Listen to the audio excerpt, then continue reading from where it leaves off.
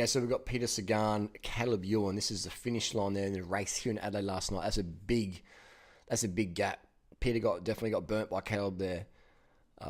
Caleb Ewan, 21-year-old, just beat Pete there in that sprint. So that's a pretty big deal and quite a big win for Caleb there. We're going to show a bit of footage here. We've got Scorpion, but why did Pete lose? Peter can produce more power. Caleb doesn't produce that much power, but Caleb was on a lighter bike. He doesn't have disc brakes on his bike. Did the disc brakes hold Peter Sagan back? This is going to open up a discussion now. No other channel is going to talk about this. This is the only video on YouTube where we're talking about disc brakes or anything. I don't have any industry bias here. I'm free to share my opinion. I don't have any sponsors that will get crazy or whatever. So I can honestly say, for me, owning disc brake bikes, I would say you do have a disadvantage if you are a sprinter looking for every single second. Because that was, are the disc brakes rubbing? Are the rotors rubbing on the calipers, slowing down Peter? Because, Caleb Ewan doesn't produce that much power compared to Peter Sagan. So, and even Alex Edmondson was just not too far off, a couple of bike lengths back. So he was up there as well. He was also on a non-disc bike.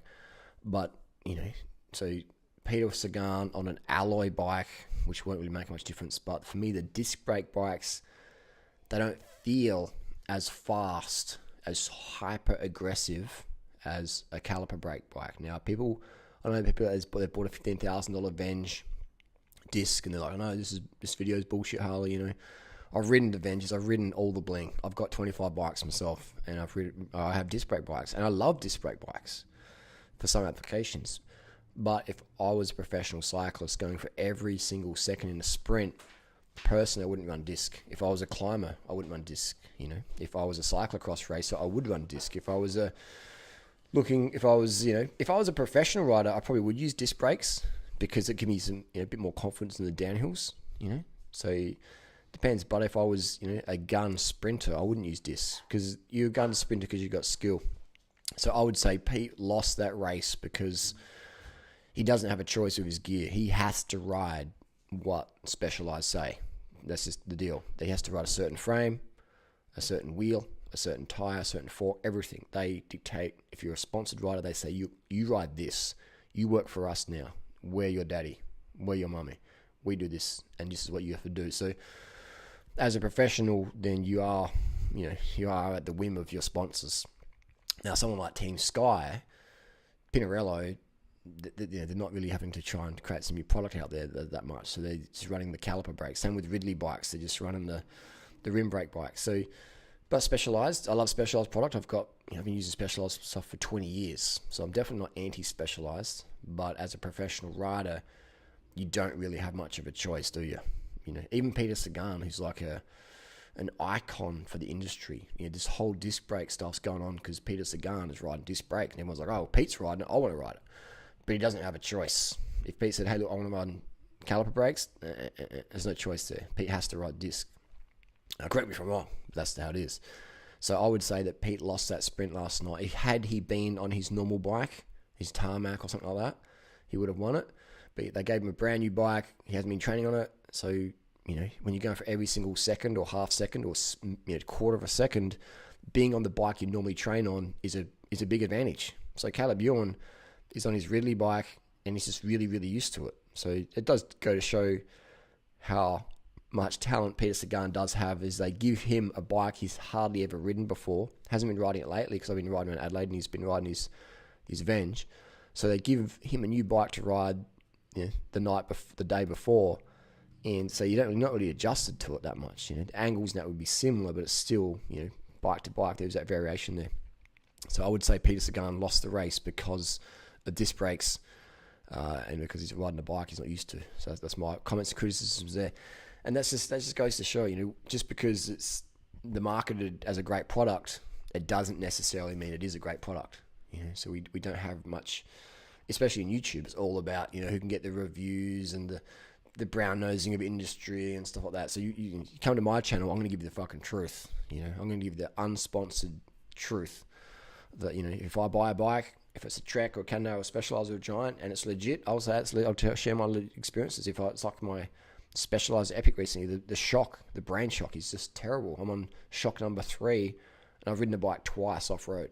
It's meant to be a World Cup winning bike, and I've gone through 3 shocks already, and I'm not even an aggressive downhill rider.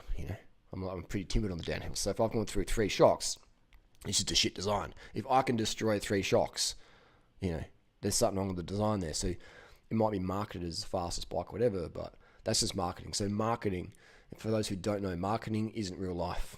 It may appear to be real life for some people, but it ain't. Now we have the 50 tooth on the SRAM. I said a few years ago, 50 tooth will become the norm.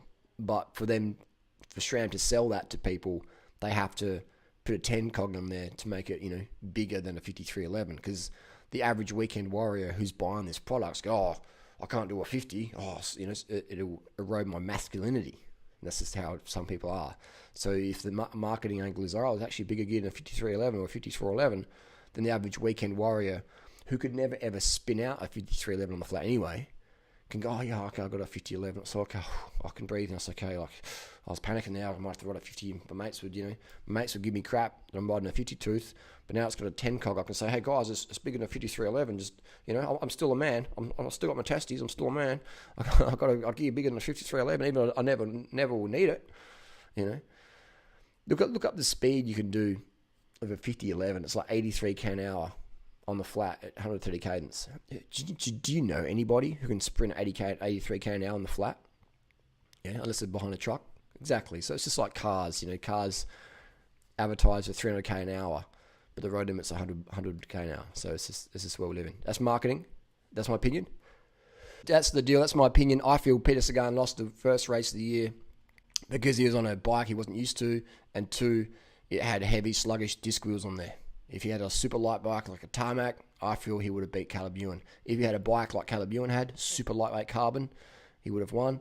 I feel he lost because he was forced to ride a bike he wasn't used to, and a bike with heavy, sluggish wheels. Disc brakes feel sluggish. Ride a disc brake bike, a top-of-the-line Trekkimunda or a giant TCR or a specialized tarmac. Ride the disc version, ride the caliper version, and you tell me, honestly, if the disc brake one feels zippy. It doesn't. Everybody I've talked to, it manages, people, mechanics, everyone agrees the disc brake one feels slow and sluggish compared to non-disc. It's just how it is. Doesn't mean you can't be super fast and beat your mates. I'm just saying, if you've got the ultimate fastest bike in a sprint or an uphill, it's got to be non-disc.